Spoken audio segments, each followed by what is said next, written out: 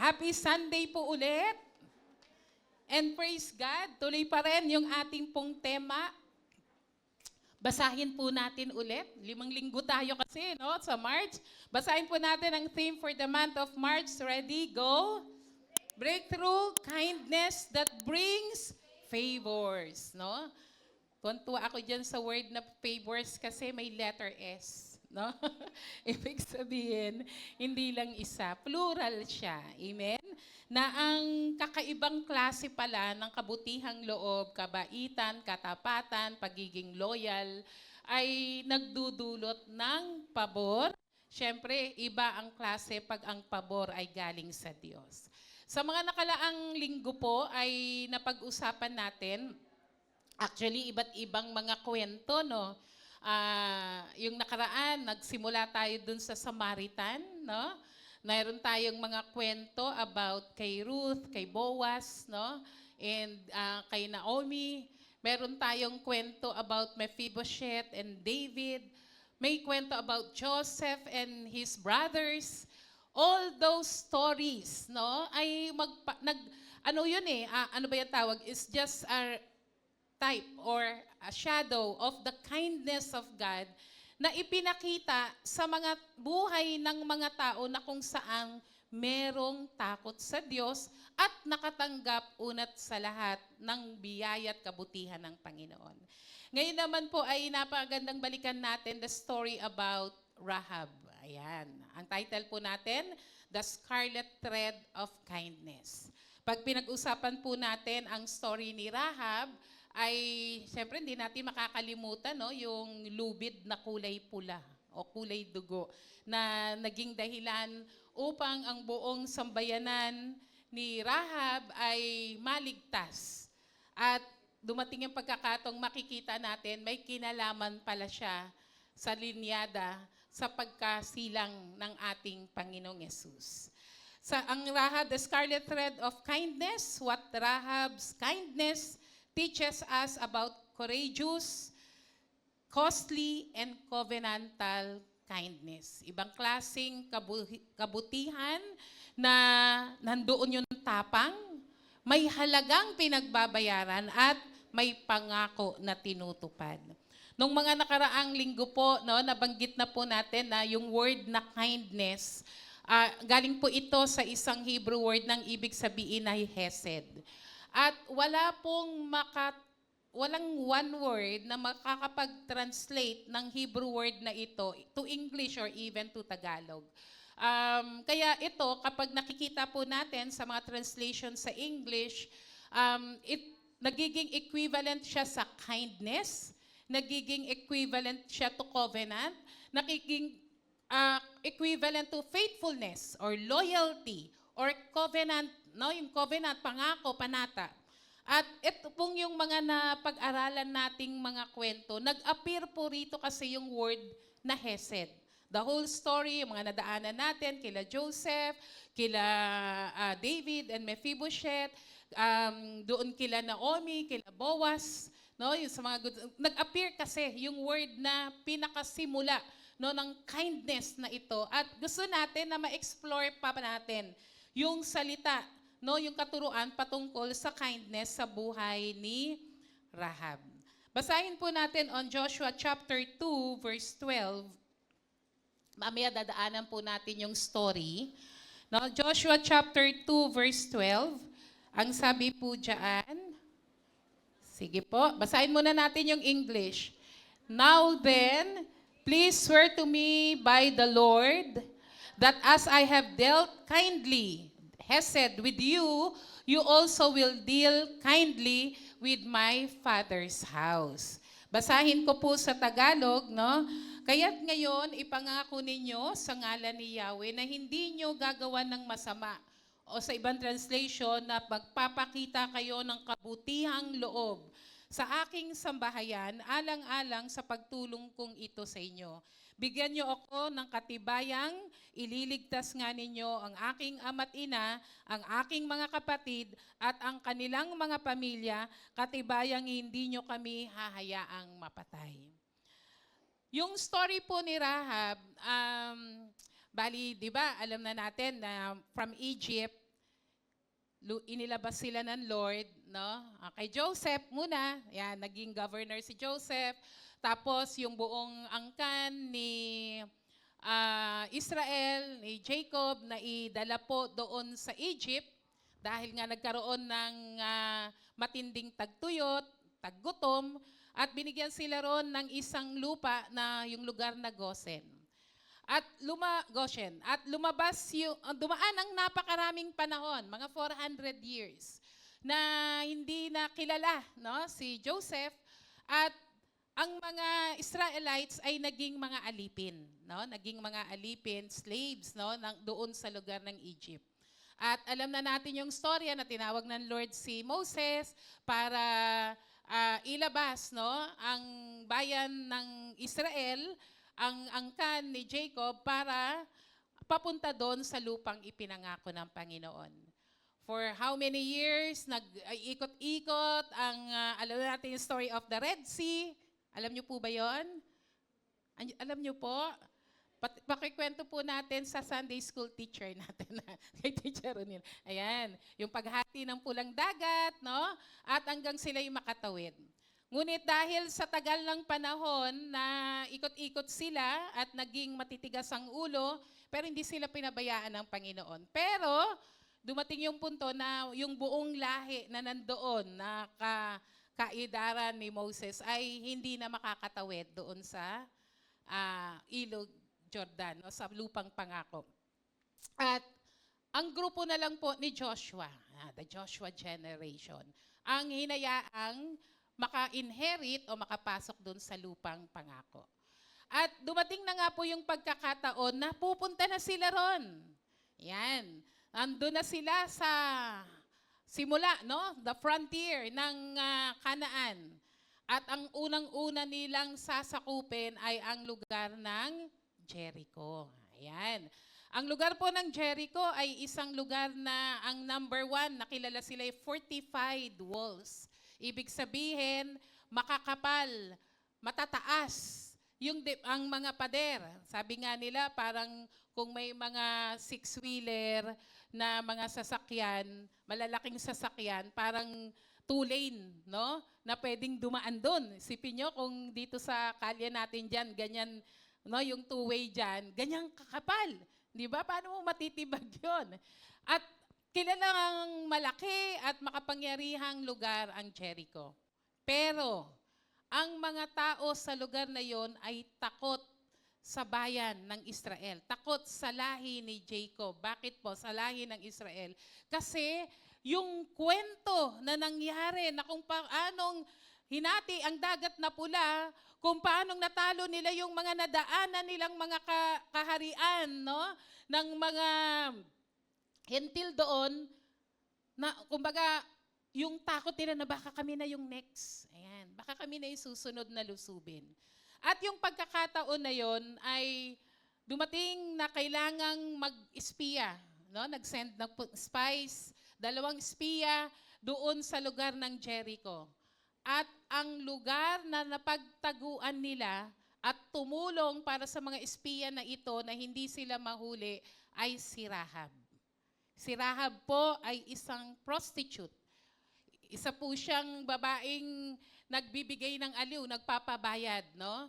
Mababa ang tingin. Kung titingnan mo, hindi talaga siya papansinin.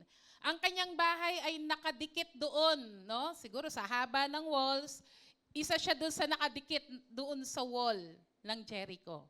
At makikita natin na yung kwento na ito na kung paanong si Rahab ay nagpakita ng kindness. At nagpakita rin ng kindness back yung 2 spies o ang bayan ng Israel sa kanya, ay makikita po natin how it reflects the kindness of the Lord in us. Kung tayo daw po ay magsusulat ng story ng Israel's conquest on Canaan, si Rahab daw po ay hindi nyo po siguro gustong ikwento. Siguro yung mga kwento about more on the victory sa mga battle, pero baka gusto mo na siyang talunan. No? I-skip, no? I-skip yung story about her. Kasi she is a Canaanite from the nation God has commanded Israel to this place. no? Sila yung lupang ipinangako ng Panginoon ay ang Kanaan. At ang maraming mga nakatira doon, hindi yung bakanting lugar. Kasi usually, di ba, sarap magtayo ng bahay sa bakanting lote. No? Hindi mo alam kung sino may-ari kasi bakante. Pero ito may mga inhabitants. Yun yung pinangako ng Panginoon. At kung paanong gagamitin ng Diyos ang isang prostitute, a woman whose profession place her at the outer edge of respectability in any culture. Walang seseryoso sa kanya. Walang titingin ng mataas sa pagtingin sa isang prostitute. Nakatira siya doon sa house built in a Jericho, a fortified region between Israel and Promised Land. Kung titingnan natin, kung pag-uusapan natin, bakit ba yan ang pag-uusapan natin? Wrong nation, di ba? Parang hindi naman maganda yata yung lugar na yan na para dyan dalhin ng Lord.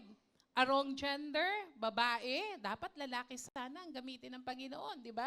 Baka may mga, syempre, di ba, kapag may mga gusto tayong kung ikaw ay scriptwriter o may gusto kang gawin na kwento, syempre, mas iba yung parang pang superhero, lalaki at sikat, di ba? Hindi rin siya wrong profession, hindi siya kilalang, kumbaga, hindi maganda ang kanyang reputasyon, ang kanyang trabaho, wrong address, no? Nandun sa gilid, di ba? Alam naman natin yung mga nasa gilid na nagtatayo dyan, di ba? Talagang less fortunate people. By every measure, the ancient world used to evaluate human worth, she is an outsider. Sa madaling salita, kung pag-uusapan natin ang lahi ng Israel, hindi siya pwedeng sumali doon. Amen po ba? Parang tayo din di ba? Maraming pagkakataon na tayo ay na out of place, na left off, di ba? Na iiwan. Kasi sa ating mga pinanggalingang family, maaring wala tayong kaya sa buhay, o minsan yung itsura. Di ba yung karamihan sa mga nabubuli, yung kakaiba ang itsura Naalala ko nung ako po'y elementary, hindi pa naman uso ang word na bully nung araw. Many years ago. Di ba? Kapag kulot ang buhok mo, kulot po ako. Umunat lang, ayaw nang bumalik. Kulot ang buhok, pero hindi naman kulot na kulot. Pag nakita niyo po yung mga anak ko, ganyan ang mga buhok. No? Talagang kulot. Tapos, medyo matingkad ang kulay. No? Talagang pag-aanuhan ka ng mga tapos kasi nagbubuhat kami ng mga mabibigat, alam mo ba yung mga mamuscle, tapos ang liit-liit mo, no? Kung tawagin, sabi nila, sorry for the word, no? Putot daw, ganon. Kasi muscular, maliit. Tapos, medyo brown, dark brown ang kulay, kulot pa.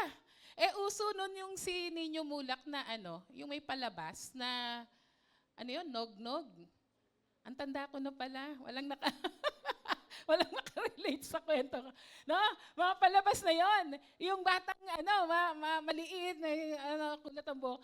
Ang pinapangalan nila sa akin, neg-neg naman, di ba? Sipin mo, bullying na pala yun. Dapat may batas na nung araw. No? Pero praise God, di ba? Kung titingnan natin si Rahab, parang ganon. Paano siyang biglang nag-appear dito sa storya ng kaligtasan, ng pagbibigay ng Diyos, ng promised land, na ang gagamitin ng Panginoon ay isang prostitute. Hindi Hebreo. Babae. Di ba? At isang bansa na alam mo namang matatalo. And yet, the two Israelite spies arrive at the door at makikita po natin kung ano ang ginawa ng Diyos, kung paanong makikita natin na bago pa dumating yung dalawang spies, si Rahab pala ay born again na. May pagkakilala, may banal na pagkatakot sa Diyos ng Israel at ito ang nagtulak sa kanya magpakita, bigyan ng kabutihan ang dalawang spies o espiya na naroroon. Rahab did not ask for rescue alone. No, yung binasa po nating verse kanina sa Joshua 2 verse 12 to 13. Sabi niya, please swear to me by the Lord that as I have dealt kindly with you, you will also deal kindly with my father's house. Sinasabi po rito, no, hindi niya gustong, basta lang maligtas siya. Ang gusto niya ay yung kindness, yung hindi yung dahil ginawang kita ng kabutihan, balikan mo. Hindi lang po yun eh. Ito po yung kindness na ito, may panata, may pangako. No matter what, magpapakita, gagawin mo ang kabutihan. And that covenant kindness binds two parties in faithful love that holds even when it costs something. Number 1, tingnan po natin, the kindness na meron pong ipinakita dito kay Rahab. On Joshua chapter 2, verse 9 to 11, ayan, sige po. Joshua chapter 2, verse 9 to 11, balikan lang po natin yung kwento.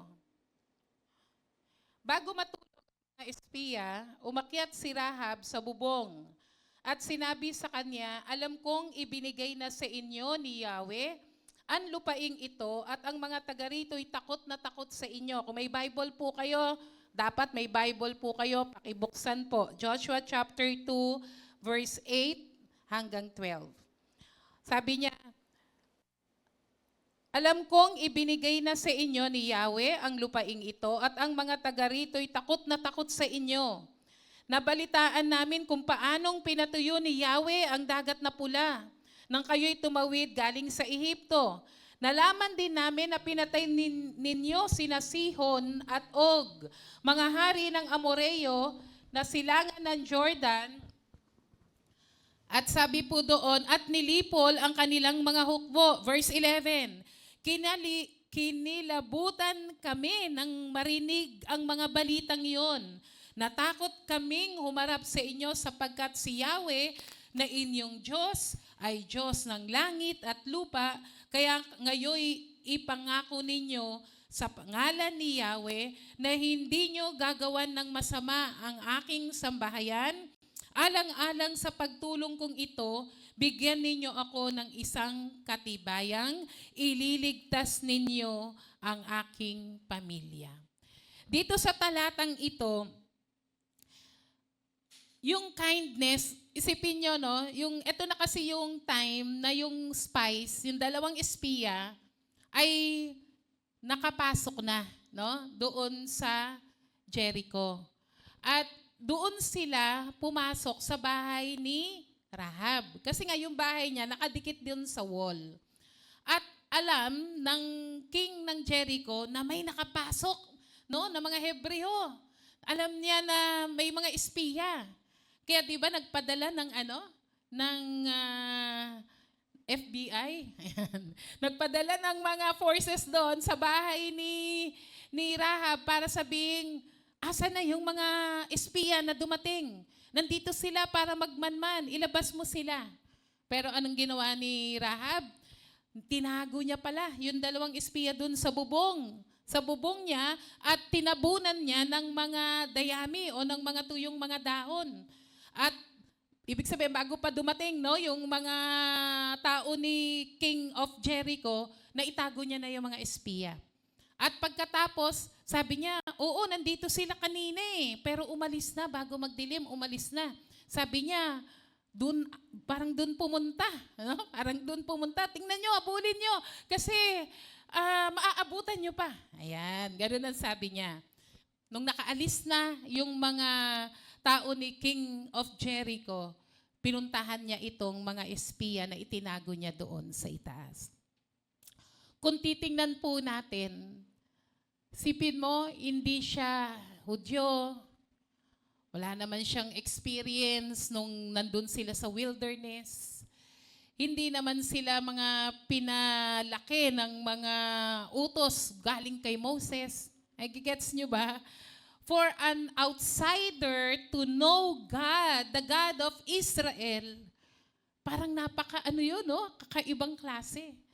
Isipin nyo, yung word niya na lang na, I know that the Lord has given you the land and that fear of you has fallen upon us.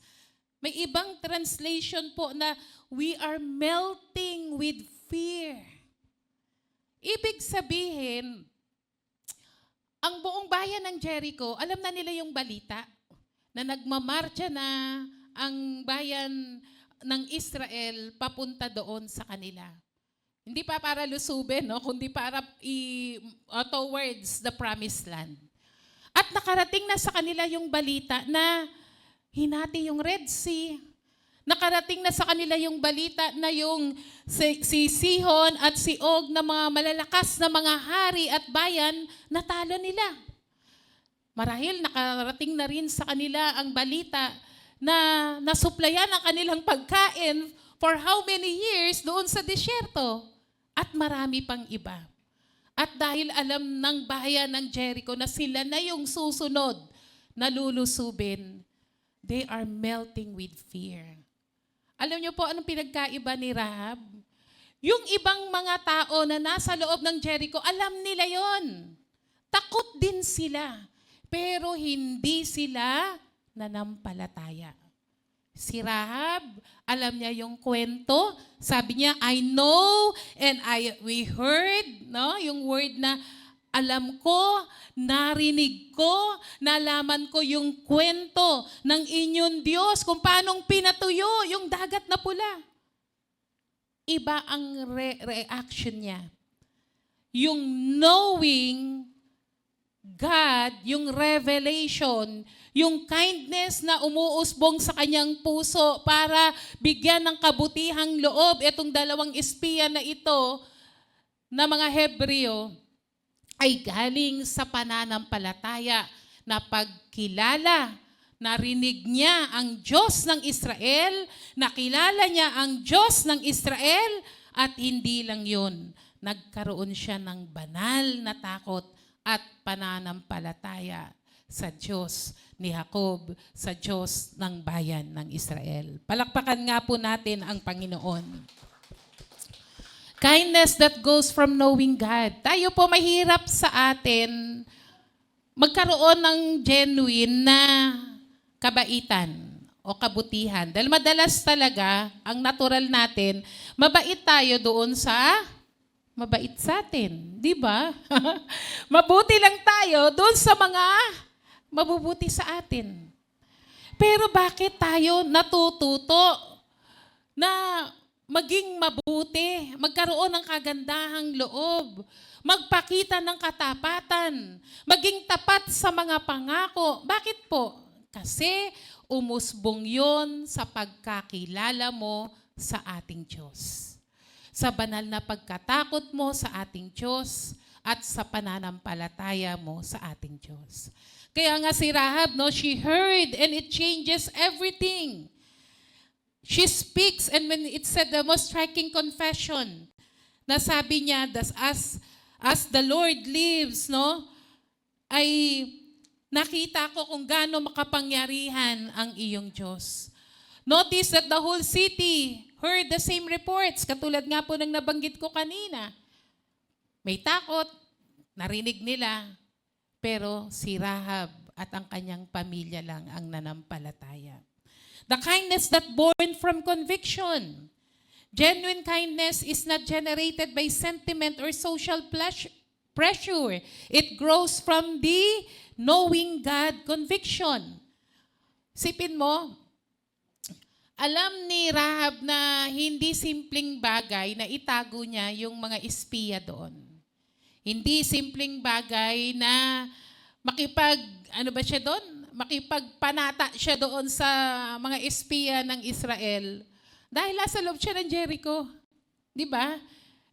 Yung itinago niya nga lang at yung iniligaw niya, no? Yung mga tao ni king ng hari ng Jericho ay malaking risk, malaking bagay. Pero bakit po? Dahil kilala niya ang Diyos ng Israel. Kahit siya po ay outsider, kahit hindi po siya Hebreo. Na marahil sa isip niya, nagawa nga ng Lord nila na makatawid sa dagat na pula. Nagawa nga ng Diyos nila na hindi naman sila mga powerful people, pero natalo nila yung mga powerful kings and their kingdoms. Sige po, kung gusto niyo pong palakpakan ng Panginoon, pwede nating palakpakan. Kasi ikaw si Rahab, narinig mo. Kung nagpakita ang Diyos ng kabutihan sa kanila, magpapakita rin ng kabutihan ang Diyos sa akin. Amen? The Lord your God, He is God in heaven and on earth beneath. Kaya yung pagkakilala niya sa Panginoon, hindi lang sa parang sinaulo, hindi lang dahil may knowledge. She put that in action. Yung kabutihan na tinanggap, sipin mo, sabi niya, ay buti na lang siguro. Buti na lang, dito sila napunta. Eh kung hindi mo kilala at hindi mo alam ang kabutihang loob ng Diyos, ay talagang yung takot mo, nako, madadawit pa ako dito. Masasali pa ako dito. Bakit kayo dito pumunta? Pero siya, alam niya na mabuti ang Diyos at magiging tapat sa Kanya. Palakpakan nga po natin ang Panginoon.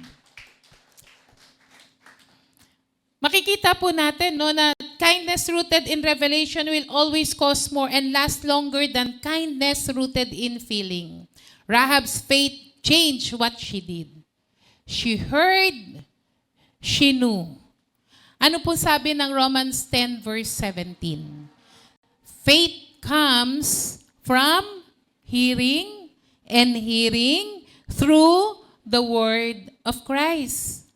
Si Paul po, inilluminate niya lang, binigyan niya lang ng liwanag yung sitwasyon ni Rahab sa sitwasyon ng mga nanampalataya kay Jesus. Bakit ba nanampalataya si Rahab? Because she heard. Because she knew, and yung fear of the Lord dumating sa kanyang buhay. Tayo po, kung titingnan natin, hindi naman tayo agad, di ba? Na sinabi lang sa'yo, nanampalataya ka agad. Kundi yan po ay paulit-ulit na naririnig ang salita ng Diyos. Paulit-ulit mong naririnig ang ebanghelyo na mahal ka ng Panginoon. Paulit-ulit mong narinig, ang katotohanan kahit tayo'y makasalanan, na dapat tayong pagbayaran ng kasalanan na yan, may Diyos na nagbigay ng kanyang nag-iisang anak na si Jesus para kunin, pagbayaran ng ating kasalanan, namatay sa krus ng Kalbaryo, pero hindi lamang nanatili ron. After 3 days, He rose again from the dead. Amen? Palakpakan nga po natin ang Panginoon. Kaya napakalaking bagay po, sa conversion, doon sa born again na experience mo, doon sa pagkakataong maraming kumilala sa Panginoon, napaka-importante na nakakarinig sila ng salita ng Diyos. Kaya kung makikita po natin si Rahab, yung kindness niya toward the two spies was not generated from her own moral resources. Hindi dahil natural siyang mabait. Hindi mo nga aasahan na mabait siya kasi yung reputasyon niya bilang prostitute is questionable. But deep inside her, sabi mo, ilang taon na naririnig niya, may balita na naman doon. Isipin mo, pinapakain pala sila lagi ng pagising nila sa umaga, may pagkain sila. Na kapag sila'y naglalakad sa gabi, meron silang solar na ilaw. Amen? Meron silang liwanag. Na kapag sila'y naglalakad sa umaga, meron pala silang malaking payong. Andiyan po ba kayo? Palagay ko, hindi lang yung Red Sea. That is the greatest miracle. Pero yung everyday life na nakakasurvive yung mga Israelita, ay, tiyak yun, nakarating yun sa kanya. Kaya grabe yung pananampalataya dahil lang narinig ang balita patungkol sa Diyos ng Israel, si Rahab po.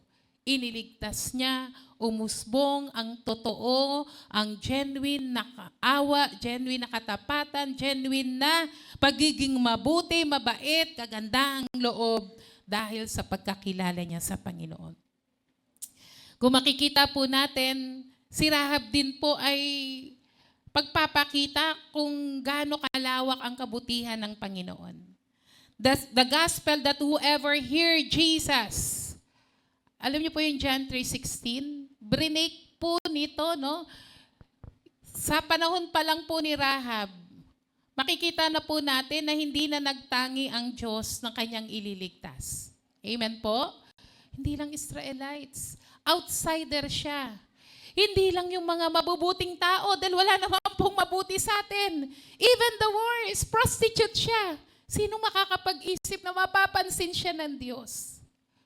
Alam nyo, ang kwento ni Rahab, we can see the kindness of God.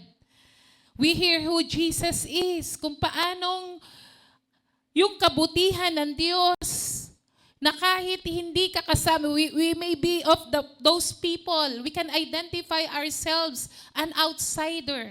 Nung mga bago po tayong hindi pa tayo nakakilala sa Lord, ayaw nating pumunta ng church. Bakit? Kasi sinasabi natin, naku, kasi may ganito pa ako, meron pa akong bisyo, masama pa ako, hindi ako pwede dyan, nakakahiya. Pero hindi. Ang sabi na John 3:16, that whosoever believes in Him. Hindi sinabi ng Lord, mabait ka ba? Mataas ba pinag-aralan mo? Babae ka ba? Lalaki ka ba? Bata ka ba? Matanda ka ba? Ang qualification, manampalataya kay Jesus na iyong tagapagligtas, ang nag-iisang anak ng Diyos. Dahil kapag ikay nanampalataya, ang kapalit nun ay kaligtasan, buhay na walang hanggan. Amen? Palakpakan po natin ang Panginoon. The knowledge of God always overflows in the treatment of people. Ano pong isang bagay na dapat nating matutukan? Kanina po, no, nabanggit sa first service, kapag ikaw'y magagalitin na, pag maiksi na ang pasensya mo, ang panlasa mo, tuwan-tuwa ka kapag may mga chismis, pag may mga kwento na iba, di ba? Baka kapatid, kinukulang ka na sa pagkakilala sa Panginoon. Hindi ka na nagka-quiet time. Hindi ka na nagpre-pray. Yung knowing God and fear of Him at manampalataya kung ano ang kayang gawin ng Diyos ay manggagaling lamang sa Kanyang salita. Kaya pag nineglect mo yung part na yon, mahirap maging mabuti. Mahirap maging mabait. Amen po ba? Matalas ang tanong natin, anong mapapala ko? Anong kapalit niyan? Pero kapag katulad ni Rahab, na umusbong ang totoong kabutihan dahil sa pagkakilala, knowing God, hearing from Him. Andiyan po ba kayo? Kumusta po ang time natin para mag-meditate? Matatagal na rin po tayo rito. Bibihira, kung may first timer, medyo hindi natin siya i-require. Pero kung 1 taon, 2 taon, o kasing edad mo na ba ang JIL Don Bosco, 20 years na sa June, or 40 years ka nang mananampalataya, ang quiet time natin ay aandap-andap lang pag may problema lang tayo. Nagpre-pray ka lang, nagme-meditate ka lang, nagde-devotion ka lang pag may mabigat kang problema. Hindi po totoong pag hindi busy. Kasi pag hindi busy, iba naman ang ginagawa mo eh. Di po ba? Pero pag inuna mo ang Diyos, kaya busy, kaya hindi, kaya may panahon ka o wala, pare-paro lang naman tayong 24 hours. Unahin mo ang Diyos. Hanapin ang kanyang mukha sa pananalangin. Humingi ng direksyon sa pag-aaral, pagbabasa, pagbulay-bulay ng kanyang salita. Kaya dyan sa notebook nyo, lagay nyo, magka-quiet time na ako ng may quality. Amen? Palakpakan nga po natin si Lord. Number 2, kindness that takes a risk. Yung kabaitan at kabutihang loob ni Rahab na ipinakita niya, merong halaga, no? Costly. Verse 3-7. Balikan po natin yung storya. Joshua chapter 2, verse 3-7. Buksan niyo po yung Bible. Kaya't ang hari, ayan, simulan na po natin doon sa verse 1 para may maganda ang kwento. Buhat sa kampo ng Sitim, si Josue na anak ni Nun ay nagpadala ng 2 espiya. Sila'y pinagbilinan niya ng ganito, pumunta kayo sa lupain ng Kanaan, manmanan ninyo ito, lalong-lalo na ang lungsod ng Jericho. Pumunta nga sila roon at tumuloy sa bahay ni Rahab na isang babaeng nagbebenta ng panandaliang aliw at doon sila nagpalipas ng gabi. Nakaabot sa kaalaman ng hari ng Jericho ang balita na may mga espiyang Israelita na nakapasok sa bayan ng gabing yon. Kaya't ang hari ay nagpadala ng sugo kay Rahab at pinasabi, ilabas mo ang mga lalaking nasa bahay mo, na paritong mga yan upang lihim na magsiyasat sa ating lupain. Verse 4, ngunit itinago ni Rahab ang dalawa at pagkatapos ay ganito ang isinabi, mayroon nga pong mga lalaking nakituloy sa amin, ngunit hindi ko po alam kung taga saan sila. Umalis po sila nang isasara na ang pintuan ng lungsod bago kumagat ang dilim. Hindi ko po natanong kung saan sila papunta. Ngunit habulin niyo agad at aabutan pa ninyo. Sa itaas ng bubong niya pinatago ang dalawang espiya at tinabunan ng mga tangkay ng lino na isinalansan niya roon. Verse 7, hinabol nga ng mga tauhan ng hari ang dalawang espiya hanggang sa tawiran ng Ilog Jordan. Pagkalabas ng mga humahabol, isinara ang pinto ng lungsod. Yung klase ng kindness that crosses lines and bears personal cause. Ibang klaseng kabutihang loob ang pinakita po ni Rahab. Hindi simple dahil ang halaga ay buhay niya. Ang halaga ay ang pamilya niya. Buti ko siya lang ang babalikan, di po ba? At yung may personal cause para sa kanya. Rahab's kindness, makikita natin, the moment the king messengers knocked on her door, her decision became irreversible. Yung kabutihang loob na ibinigay, naranasan ni Rahab, na narinig, na kanyang na-experience, kanyang pinanampalatayanan, desidido na siya sa kanyang ginagawa. Nung dumating siguro yung dalawang espiya ron, at nagsabi, siguro magkaiba sila ng muka, iba sila ng suot, at alam na sila ay mga Hebreo, alam na, desidido na si Rahab na papakitaan niya ng kabutihan ang mga taong ito. Alam niya na darating, magpapadala ng tao o baka yung hari mismo pumunta sa bahay niya. Alam niya na very risky. Bakit? Kapalit lang naman nun marahil ay ang kanyang buhay. Pero hindi. Umpisa pa lang, desidido na siya na panindigan ang pinakita at pinaranas niyang kabutihang loob doon sa dalawang espiya. She lied to the king's messengers. Bagamat mali ang magsinungaling at hindi natin ini-encourage yan. Pero naisama po yan dito sa kwentong ito para lang ipakita yung klase ng pananampalataya ni Rahab dahil para magbigay ng kabutihang loob doon sa bayan ng Israel. She sent the search party in the wrong direction. She kept 2 enemies hidden under stalks of flax while the soldiers rode in the night. We do not moralize her deception. It simply records it and then honors her. Para ipakita lang po yung risk, halaga, the cost ng kapalit ng pagbibigay niya ng kabutihang loob sa mga espiya ng Israel. It emphasizes boldness and cause. She placed herself between the power of Jericho's king and 2 foreign men whose God she had decided to trust. Sipin niyo kung tayo po yung lumagay sa kinalalagyan ni Rahab. Paano na? Alam ng hari, di ba, ng Jericho, nagpapunta nga ng tao doon. Di ba? Pero sa kabilang banda, andito ang mga sugo, ang mga pinadala ng Diyos ng Israel. Dito ako nananampalataya dahil totoo ang Diyos nila. Amen? Palakpakan nga po natin ang Panginoon. Tayo, minsan pag nagigipit, no?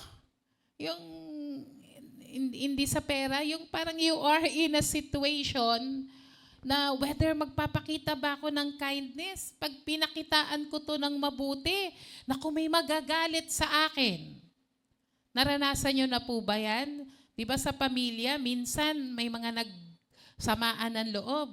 Magkakapatid, minsan kamag-anak, sabi isang kamag-anak, wag mong tutulungan yan. Wag kang magpapakita ng mabuti dyan or else, itatakwil ka na namin. Hindi ka na namin kapamilya. Wala ka nang mamanahin. May mamanahin ba? Di ba? Sabi nila, applicable po sa amin, Pastora. Minsan nagigipit ka sa ganun di ba? Na kapag nagpakita ka ng kabutihang loob, kapalit ng bagay na maaaring ayaw sa'yo, o mga benepisyong dati mong nakukuha, no, sa taong nagsasabi nun, pero mas pinili mo pa rin gumawa ng mabuti. Kindness that goes against the current. Sipin nyo, ang buong bayan ng Jericho, iisa lang ang stand nila. Hindi sila nanampalataya. Tama po ba? Si ano lang, di ba? Si Rahab at ang kanyang pamilya. Yes, narinig nila. Yes, natatakot din sila. Pero yung kanilang takot, yung King of Jericho, I doubt kundi siya natakot doon sa balita, no? Na itong mga taong to, yung Diyos nito, hinati ang dagat na pula. Di ba? Kaya nga sila nagpadala roon Nasaan na yung mga taong yan? Di po ba? Pero iba ang desisyon ni Rahab. Yan, isa lang ang kanyang direksyon. Kung tutuusin, kung sa ibang bahay napunta, siguro, no, yung mga spies, yung mga espiya, baka isuplong na nila agad. Di ba? I-hand over yung spies. Pwede sabihin nila, nako, baka madawit kami dyan, masali kami dyan sa gulo na yan. Nako, yung hari, baka marinig ng hari na nasa amin yan, alis na kayo rito. Minsan may mga ganun tayong punto, di ba? Na ayaw nating ma-identify dun sa mga tao na dapat pala ay mas nagbibigay tayo ng tulong, nagbibigay tayo ng kabutihang loob, pero dahil nga, nako, madadamay ako dyan, hindi natin ginagawa. Ganon ang karamihan na nandoon sa loob ng Jericho. Pero si Rahab, no, he pointed the opposite way. Genuine kindness that consistently goes against the current. Hindi nangangahulugang ginagawa ng iba ay tama. Ulitin, hindi dahil marami ang gumagawa nun, ibig sabihin ay tama. Kahit nag-iisa ka na lang na magpapakita ng kabutihan, kahit may katumbas na halaga, and it will put you to risk, kapatid, pausbungin mo pa rin yung kabutihang loob na inilagay ng Diyos sa iyo kung paanong ibinigay din ng Diyos ang kanyang kabutihang loob sa buhay mo. Amen? Palakpakan po natin ang Panginoon. Yung mga nakaraan, no, na mga portrait natin ng kindness, consistently goes against the current. Kasi sa panahon ngayon, di ba parang mas gusto natin, we go with the flow. Anong uso? Yan ang ginagawa ng mga tao. Sali lang tayo dyan. Pagkakaiba ng gagawin natin, baka mawalan ako ng kaibigan. Mawalan ako ng followers. Di ba? Uso kasi parang mga more on followers lang di ba? Alam niyo yung story ni yung kay Naomi, kay Ruth, at kay Boaz. Kung tayo nasa kalagayan ni Ruth, para doon sa biyenan niya, pinaalis na nga sila ng biyenan niya, uwi na kayo sa mga nanay nyo, patay na mga asawa nyo. Kung ikaw yung nandun, di ba? O nga naman, di ba? Uwi na lang ako. Bahala na si biyenan ko sa buhay niya. Anyway, babalik na rin naman siya sa bayan niya. Pero si Ruth, kakaibang kanyang desisyon. she goes against the current. Hindi popular decision. Bakit? Kasi yung kabutihang loob ng Diyos na ibinigay sa puso ni Naomi na ipinakita niya sa kanyang manugang, yun din ang umuusbong sa puso ni Ruth. Amen? Kahit po doon yung sa Samaritan, the Good Samaritan. Ilan yung lumagpas?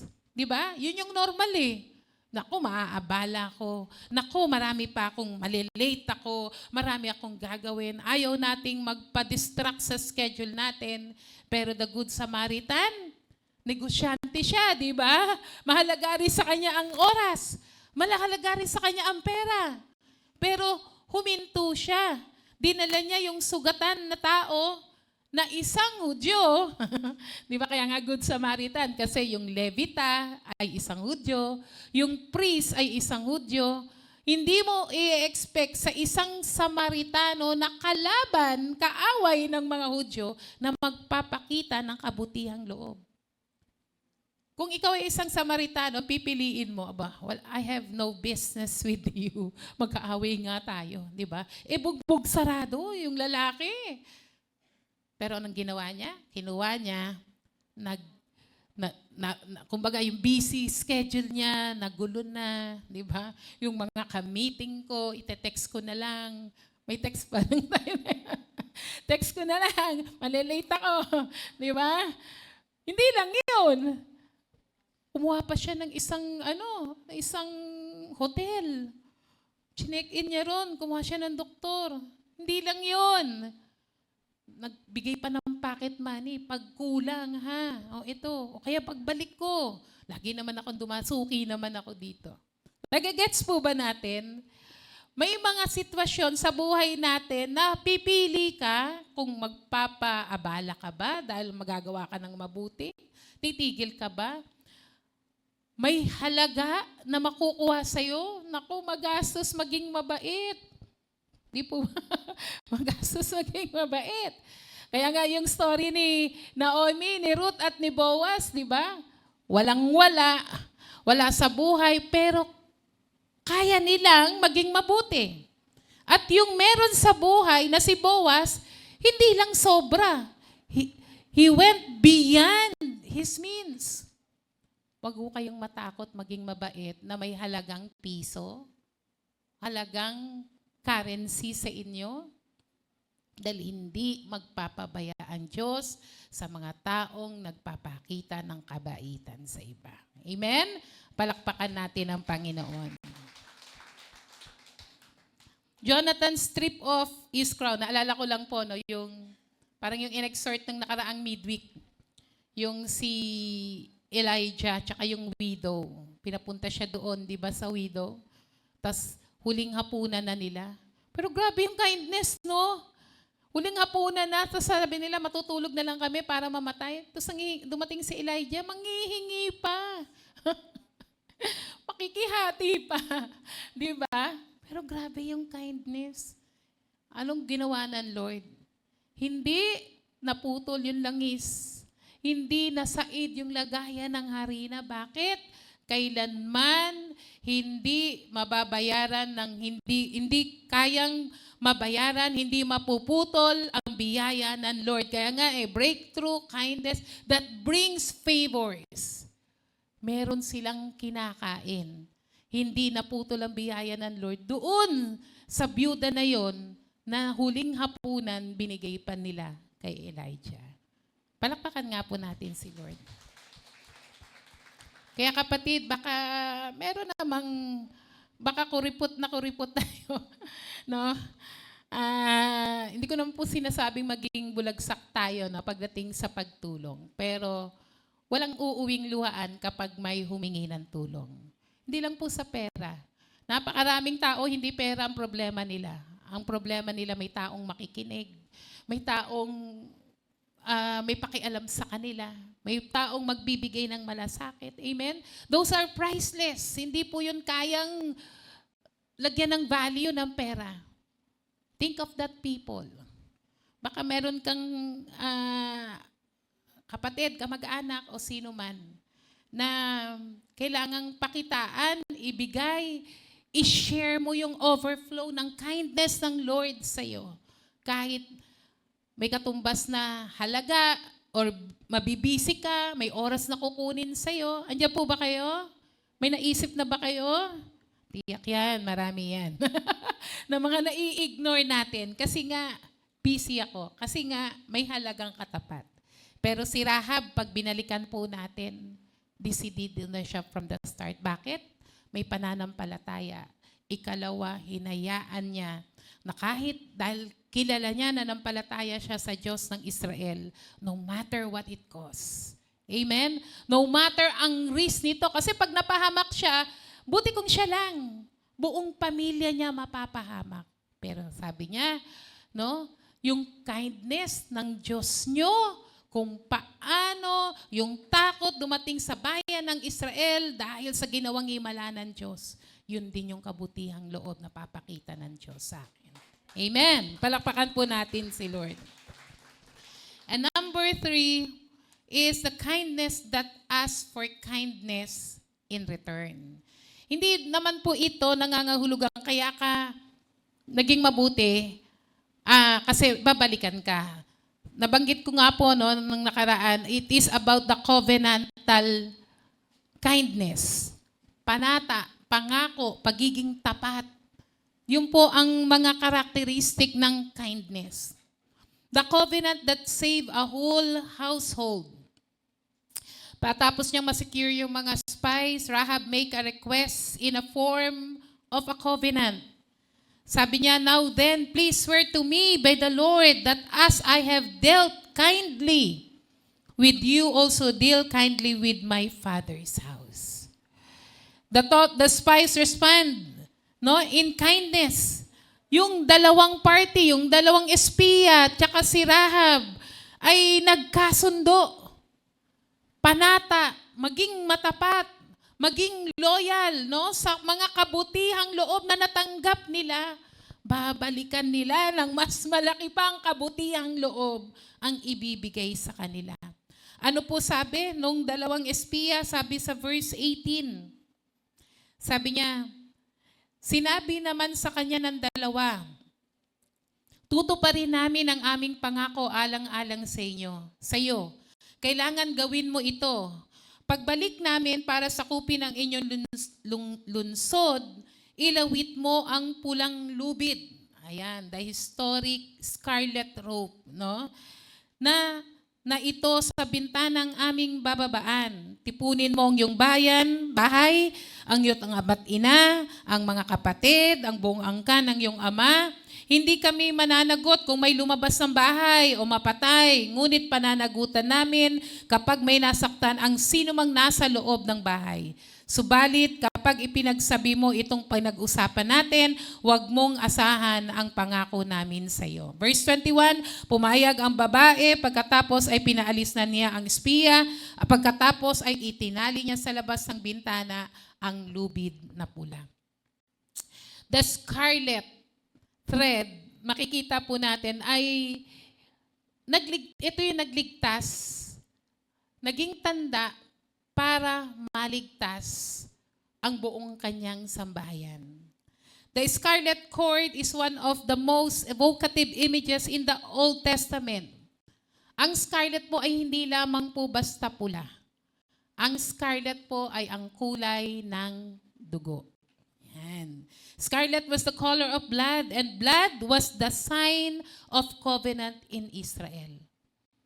Kumbaga, nung ibinigay nila yung lubid na yon na pula doon kay Rahab, sinasabi ng espiya kung paanong naging tapat ang Diyos sa amin, sa kanyang panata, sa kanyang tipan, ganun din yung ipinapangako naming kabutihan sa iyo. Naalala niyo po nung yung sa last plague doon sa bayan ng Egypt. Di ba sa Passover? Yung last plague is lahat ng firstborn ay mamamatay. Lahat ng panganay sa loob ng kanilang tahanan, ng bakuran sa kanilang pamilya ay mamamatay. So it's either tao na panganay, pwedeng panganay sa mga anak, panganay sa mga apo, no? panganay ng alagang baka, no? Pati ba naman yun? Ayun yung sabi ng Bible, lahat ng panganay. Pero, may pangako, may panata ang Diyos sa bayan ng Israel. Ano po yun? Na sila po ay binili na magpinta, magwisik, pinturahan yung hamba ng kanilang pinto ng dugo ng tupa, the scarlet blood. At sino man na nandoon sa loob ng bahay na yon ay lalaktawan ng angel of death. And it happened nung naghating gabi. Pumalahaw ang napakalakas na palahaw sa bawat tahanan. Bakit? Nag-iiyakan kahit sa palasyo ng hari ng Ehipto. Yung susunod na hari, yung panganay na anak ng hari, namatay din. At ang bawat tahanan, no, na walang nakita, natural, yung mga taga-Egypt na hindi nanampalataya, di po ba? Patay ang kanilang mga panganay na anak. Kahit ang kanilang mga hayop, patay din yung mga panganay. Kung titingnan po natin, pero sa bayan ng Israel, lahat ng nasa loob ng bahay na yon, iniligtas. Walang sino mang namatay. Dahil tapat ang Diyos na nangako. Amen? Palakpakan po natin ang Panginoon. The scarlet thread in Rahab's window deliberately echoes the household mark for salvation, identified by a sign of blood, preserved through an act of covenant faithfulness when everything around it was destroyed.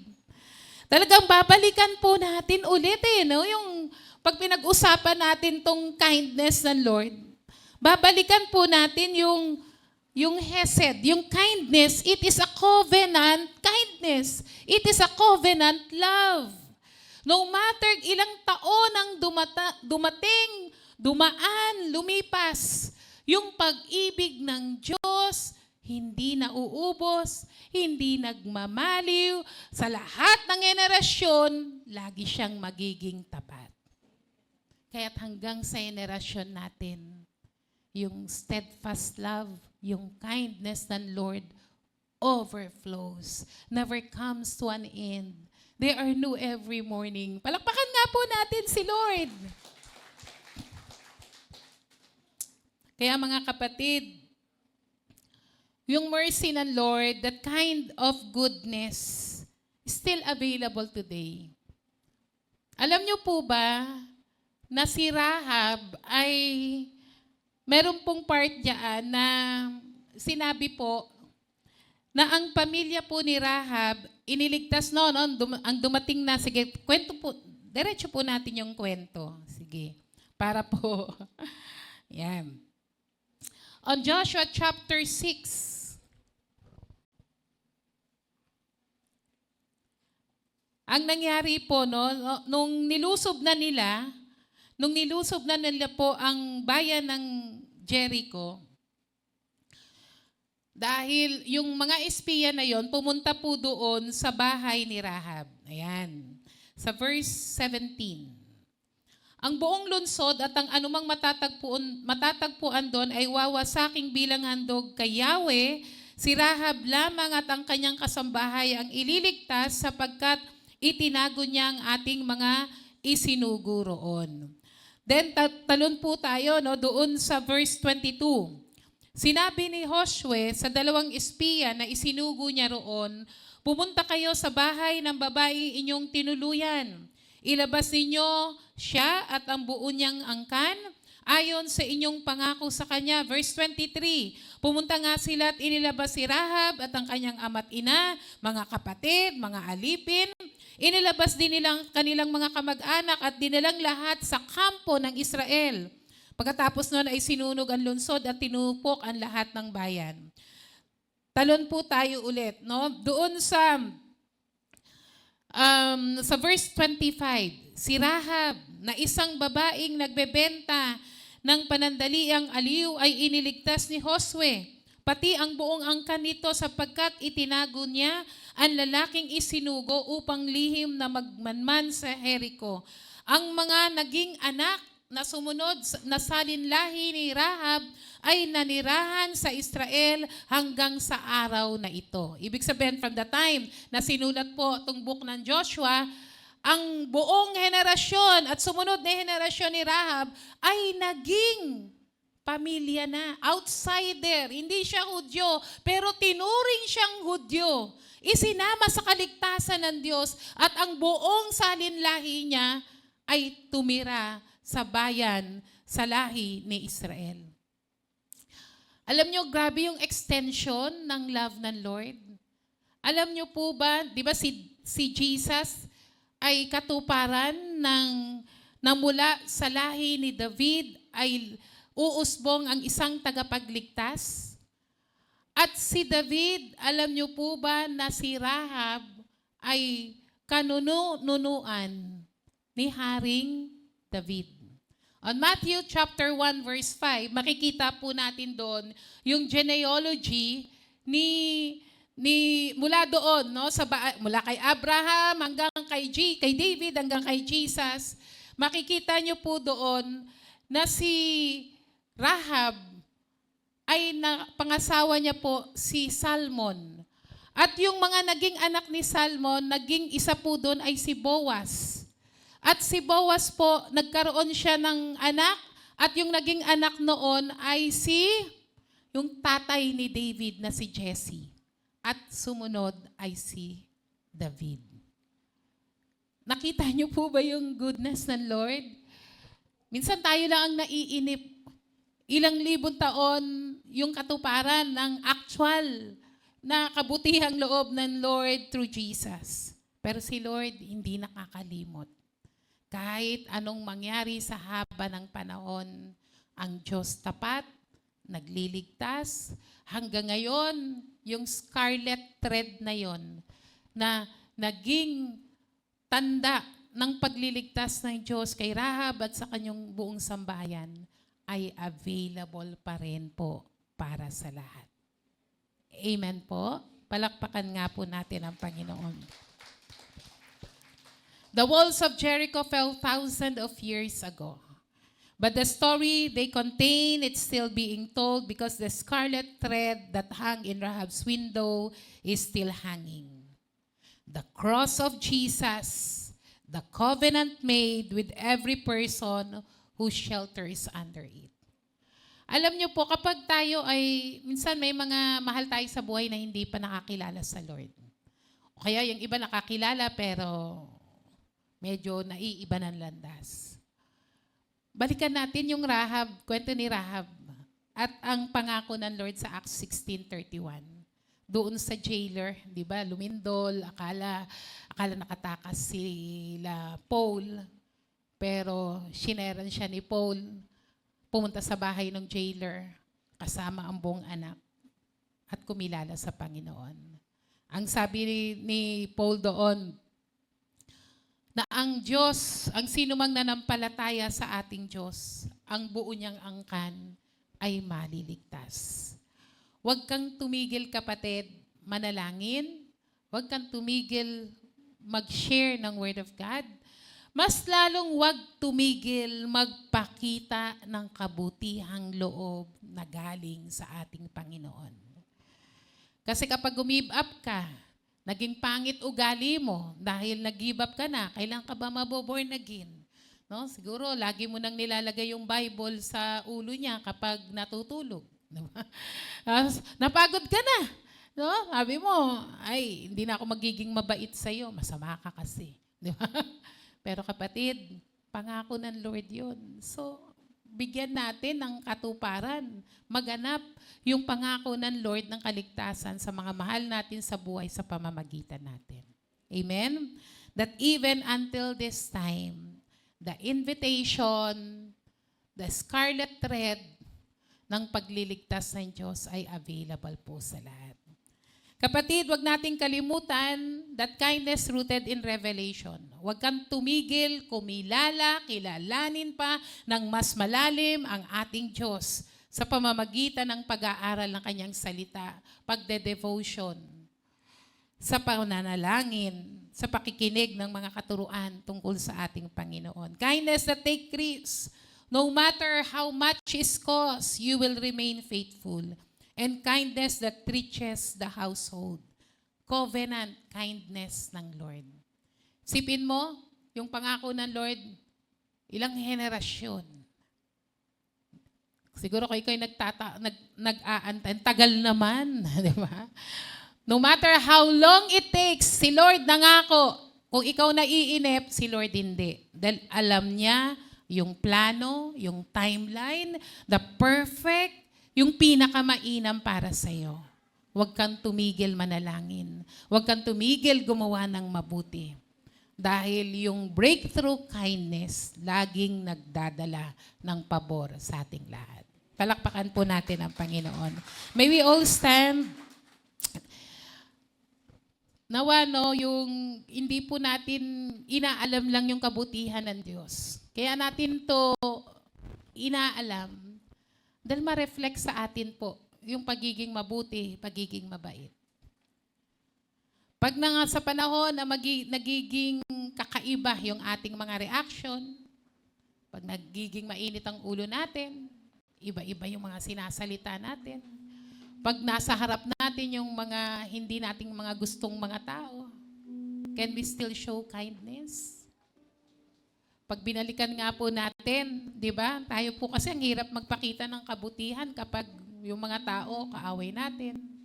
Yung mga tao, di natin sila gusto. Kaya pag mainit ang ulo natin, pag may crisis, may problema. Pero si Lord, no? Balik tayo, no? Sa kindness ng Lord. Romans 5 verse 8. This is how God demonstrates His love for us. That while we were yet sinners, Christ died for us. Pag nahihirapan tayo maging mabuti doon sa mga taong masasama, kaaway natin o nagpapakita ng hindi maganda sa atin, balikan natin yung kindness ni Jesus. Lord, ang sama ko naman, hindi ako masunurin, matigas ang ulo ko. Pero grabe yung kindness mo, Lord. Before I realize that I need to be forgiven, na makasalanan pala ako, na masama pala ako, kailangan ko ng tagapagligtas. Ginawa mo na eh. Namatay ka na sa krus ng Kalbaryo.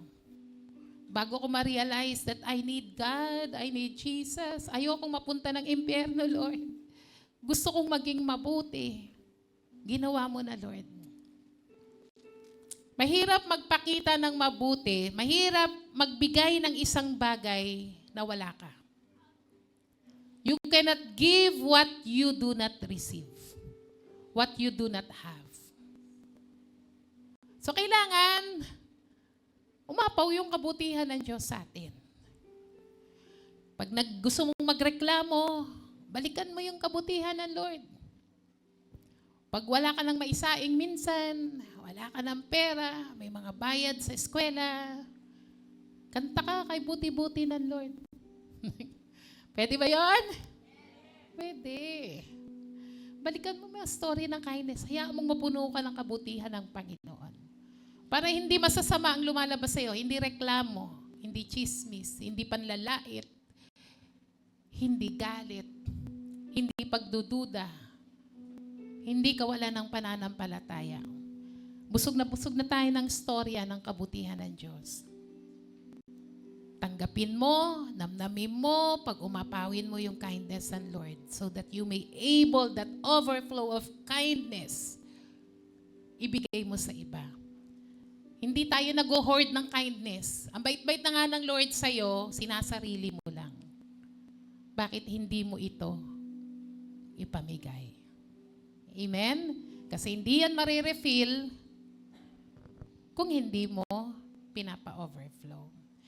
May we sing the goodness of God. Declare natin to. Pag inaawit natin to, ang maging prayer natin, Lord, gusto kong maging mabait, gusto kong maging mabuti, gusto kong magpakita ng kagandahang loob. Punuin mo ko yan. And make me the kind of person like you, Lord. Hallelujah. If you like to show that goodness of the Lord overflows in your heart, you may raise your hands to God. Kung nararamdaman at naranasan mo na mabuti ang Diyos sa buhay mo, maaari mo bang itaas ang iyong kamay sa Panginoon? Pwede mo bang maisa-isa kahit ilang minuto lang kung bakit naging mabuti ang Diyos sa iyo? Say why God is good to you. How the Lord showed His kindness to you. Panginoon, maraming salamat. We don't deserve the kindness. Yung kami, Lord, na makasalanan, talagang sobrang kabutihan. Yung pinakita mo, wala kaming mga kwentang tao, Panginoon. We are helpless. We are hopeless. We are stiff-necked, Lord. Matitigas ang ulo namin, Panginoon. But you still choose to obey God our Father, to sacrifice your life, Jesus, on the cross. Hindi ka nagdalawang isip, Panginoon, sumunod. Yung pagsunod mo hanggang kamatayan sa krus. Para lang ipakita mo yung klase ng kabutihan mo sa amin. Kaya Lord, kapag kami nahihirapang magpatawad, nahihirapang kaming magpakita ng mabuti sa mga taong gumagawa sa amin ng masama. Kapag minsan kinikwenta namin in peso yung ibibigay naming kabutihan sa kanila, o kaya yung mga oras, panahon namin, or the kind of person we want to show our kindness. Pag nahihirapan kami, Panginoon, we will always go back to the cross. Babalik kami sa krus ng Kalbaryo dahil hindi namin kayang tapatan ang kabutihan mo sa amin. Overflow us, Lord, more. Thank you, Lord, dahil buhay kami ngayon. Nandito kami Sunday. Thank you for the last week na nag-provide ka sa aming pangangailangan. Thank you, Lord. May mga nararamdaman man kami sa aming mga katawan, pero pinagagaling mo kami. Nakakapaglakad pa kami, Panginoon.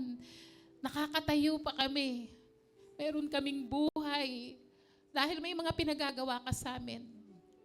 But most of all, Lord, yung eternity, the eternal life, that salvation, Lord, matatapos ang lahat sa mundong ito. Nakakalimutan kasi namin, Lord, minsan parang gusto na namin dito na lang kami sa mundo, pero there is heaven waiting for us. Nag-aantay ka sa amin, Lord, yan sa kalangitan. Matapos ang mission namin dito, we are more than happy to be in that blessed place, heaven, so God. Panginoon, habang naririto kami, gawin mo kaming mabuti, mabait, mapagpatawad.